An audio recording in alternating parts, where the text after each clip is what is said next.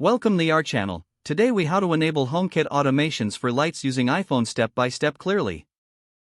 Open the Home app on your iPhone. Ensure you are signed into your Apple ID. Tap on the plus icon in the top right corner. Select Add Automation from the menu. Choose when you want the automation to occur. Options include a time of day, when someone arrives or leaves, or based on sensor detection. Select your preferred option for automation. For example, tap A time of day occurs. Set the time and frequency for your lights to turn on or off. Next, tap Next in the top right corner. Now, select the lights you want to include in this automation. You can choose multiple lights or specific light groups. After selecting, tap Next again. Here, you'll see the actions that will occur. Adjust the brightness or color if your lights have those features. When satisfied, tap Done in the top right corner. Your automation will now be saved and activated. To test the automation, go back to the Home app main screen.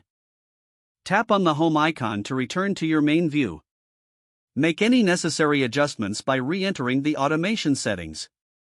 Your HomeKit lights are now set to automate as per your preferences.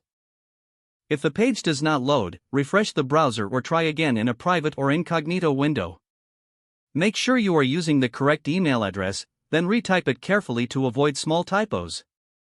If your password is not accepted, use the reset option and create a new strong password you can remember.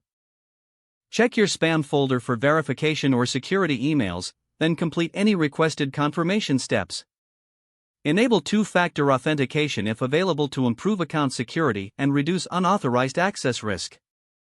After signing in, review your profile details so your contact information and settings are accurate and current.